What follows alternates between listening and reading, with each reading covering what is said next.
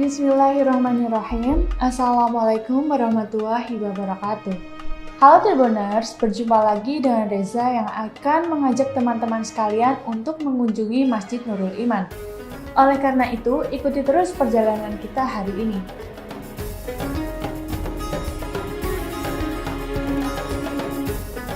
Jejak peninggalan Presiden Soeharto di kota Solo sangatlah banyak. Salah satunya adalah Masjid Nurul Iman di samping Dalem Kalitan, Kelurahan Penumping, Kecamatan Banjarsari.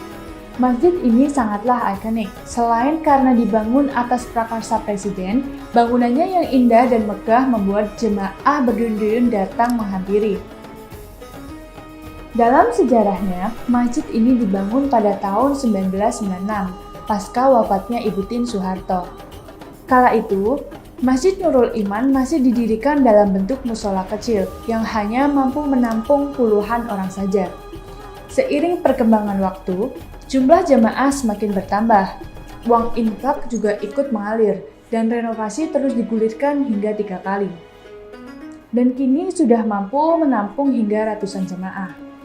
Para jemaah juga dimanjakan dengan berbagai fasilitas, seperti mukena bagi jemaah putri dan juga terdapat beberapa snack dan minuman di sudut masjid yang diberikan secara cuma-cuma.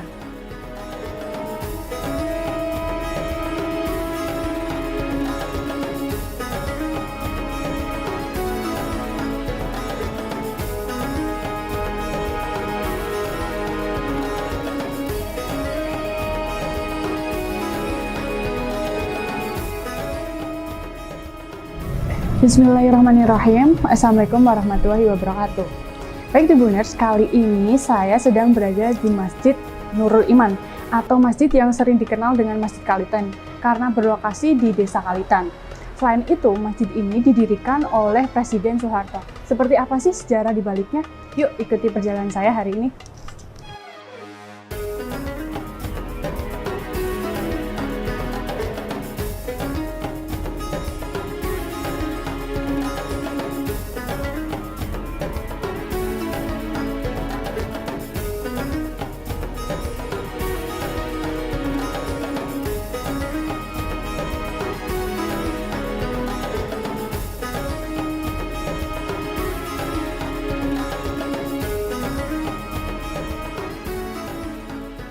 Baik Tribuners, kali ini saya sudah bersama dengan Bapak Sugiarto dan Bapak Zainal selaku Ketua Takmir Masjid Masjid Nurul Iman atau Masjid Kalitan.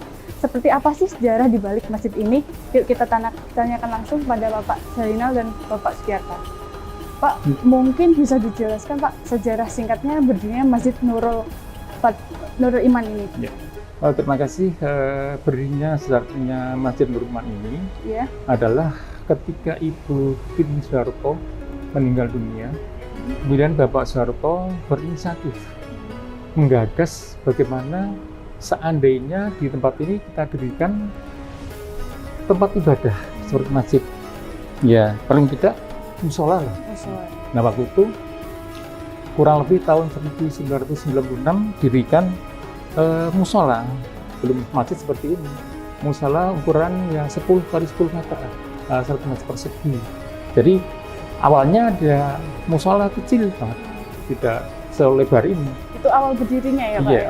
Berarti ini sudah beberapa kali renovasi Pak atau pembangunan lagi? Pembangunannya berawal dari datanya jamaah semakin banyak, kemudian ditambah kanan kiri, kemudian di depan, bangunan depan ditambahi, kemudian hanya sederhana, atap seng, kemudian kanopi dan sebagainya. Itu yang diteruskan mulai tahun 96 berdirinya, kemudian 92 jadikan masjid. Jadi dari musola ke masjid itu mulai tahun 2002 Pak. 2002 pembangunan kedua ya Pak? Iya, kedua. Tapi pas 2002 belum seperti ini atau sudah seperti ini? Belum. Masjid seperti ini baru tahun 2014. 2014 ya. Awal Kemudian Pak? Awal, kemudian akhir 2014, awal 2015 diresmikan sebuah masjid seperti ini dari keluarga Cendana. Berarti semua dana atau pembangunan dari pihak Semua Cendana Pak? Dari Jakarta semua. Jadi kita tidak tahu sebagai takmir masjid tidak tahu tentang dana, jadi sudah jadi seperti ini. Mulai dari desain, Iya, dana sebagainya. desain dari sana, semua dari sana. Cuma saya pernah dulu mengusulkan jarak ini, Iya. ya, jarak apa? Softnya ini, ini terlalu dekat, yang ya, dekat. Nah ini agak lebar dikit. Ya minta saya usulkan yang agak lebar, tapi tidak jadi. Itu. Kemudian diberi apa? Parapet seperti itu. Oh ya Pak, ini kan sering disebut sebagai Masjid Kalitan. Padahal namanya Nurul Iman ya Pak ya. Ada cerita di baliknya nggak sih Pak? Kenapa bisa disebut sebagai Masjid Kalitan? Oh begini Mbak, Kalitan itu adalah nama kampung. Oh nama kampung. Ya? Kemudian nama masjidnya Nurul Iman, itu artinya cahaya keimanan. Jadi yang jelas sama saja sebetulnya penyebutan Masjid Kalitan ya seperti ini. Tapi masjid di sini ada 3 tempat ibadah. Tapi yang paling terkenal ya Masjid Kalitan ini. Kalau dikatakan Masjid Kalitan ya masjid di dalam Kalitan ini, yang depannya dalam Kalitan. Yes. Oh iya. Ya. Pak boleh nggak sih kita keliling-keliling ke dalam lihat-lihat apa aja yang menarik dari masjid ini, yang membuat warga atau orang-orang yang lewat sini tuh mampir ke sini tuh daya tariknya seperti apa? Iya Pak. Monggo.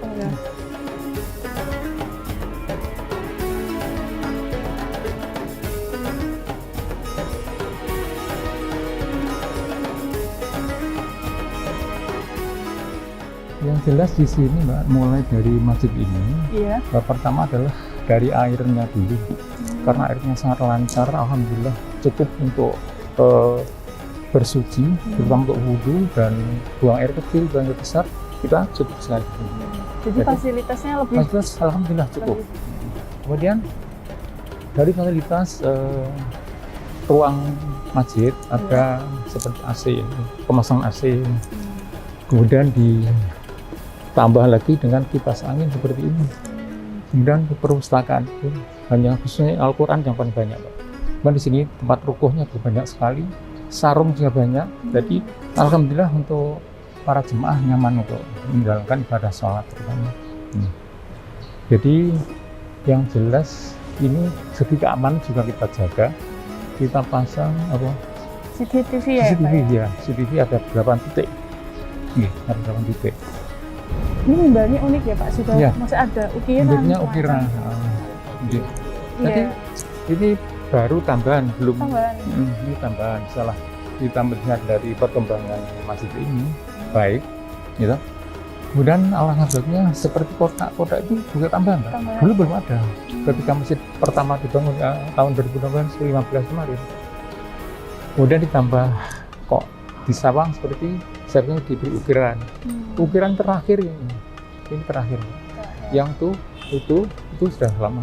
Jadi, mimbar sudah lama mimbarnya.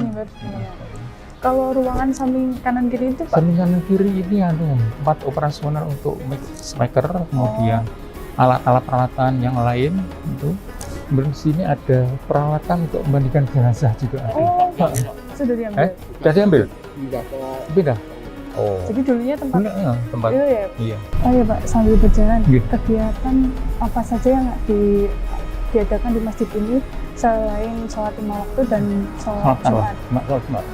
Mbak, setiap itu ada kajian kalau hari Ahad, hari pagi setelah sholat subuh itu ada kajian dari Ustaz Alfian Tanjung. Jam 5 sampai jam 6 kurang lebih. Itu setiap hari ya Pak ya? Atau setiap hari, Ahad. Minggu.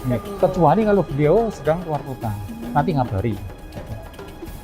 Kalau sudah beliau di sini otomatis beliau datang sih pas jamnya kosong saat Alfian itu mesti ke Kalitan. Oh iya Pak, biasanya beberapa masjid itu juga digunakan sebagai TPA Pak. Iya. Apa masjid ini juga digunakan sebagai TPA Pak? Iya, mungkin Mbak. Karena di sekitar kita ini tidak ada anak kecil. Oh, tidak ada anak kecil. Ya. Anaknya tua-tua semua. Yang TPA-nya ngepost ngumpul di daerah Masjid Al-Fajar. Di Masjid Al-Fajar. Nah, untuk kemarin itu toiletnya dari Jakarta ada pesan tidak boleh di samping kanan kiri. Oh, kenapa? Jadi harus ada alasannya? Kita mengganggu atau waktu sholat. Kadang tidak disiram, baunya agak gitu. Maka ini disisihkan di luar area masjid, di luar masjid. Nah, mas, ya ini. Jadi kalau toilet kadang-kala jemaah belum tahu, tanya-tanya. Sana ini toilet wanita sendiri, pun toilet putra sendiri.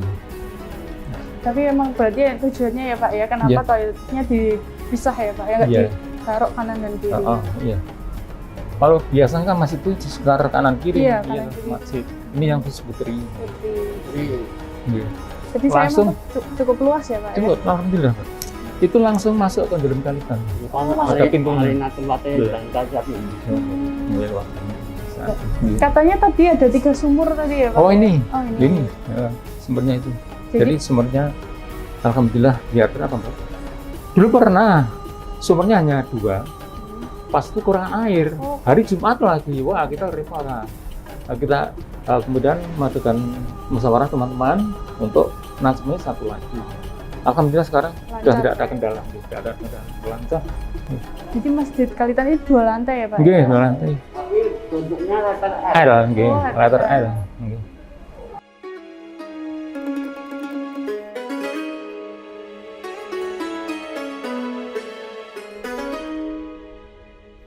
Jadi buatnya di atas L.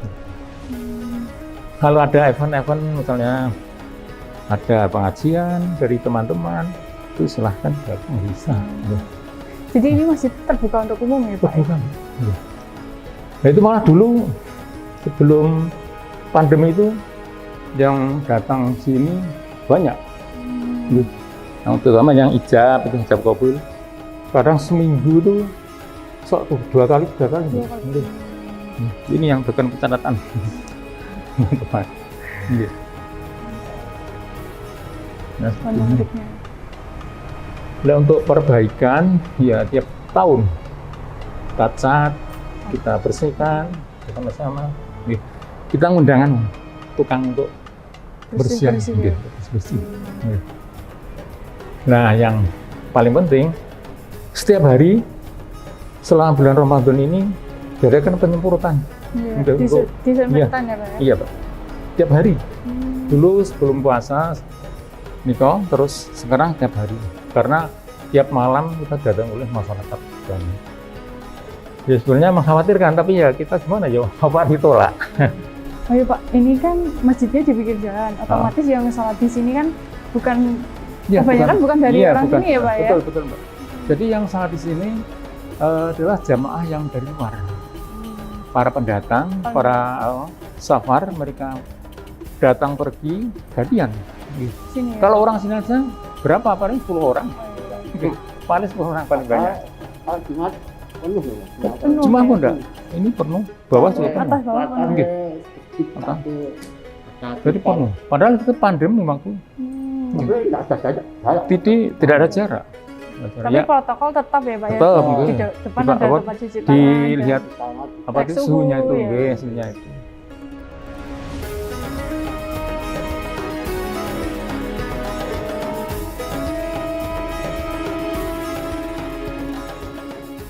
Baik Pak, terima kasih sudah diajak keliling-keliling Masjid Kalitan ini, sudah diberikan informasi mengenai sejarah di baliknya, berdirinya ini.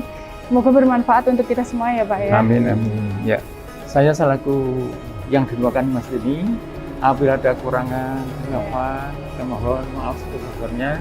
Terutama teman-teman kita juga mohon maaf. Monggo. Assalamualaikum warahmatullahi wabarakatuh. Waalaikumsalam warahmatullahi wabarakatuh. Oke Tribuners, sampai di sini perjalanan kita di Masjid Nurul Iman. Selalu ikuti kami di akun media sosial Tribun Solo, baik YouTube, Facebook, dan Instagram, karena masih banyak petualang khasanah keislaman yang akan kami sajikan kepada Anda. Kami undur diri, wassalamualaikum warahmatullahi wabarakatuh. Terima kasih sudah nonton, jangan lupa like, subscribe, dan share ya!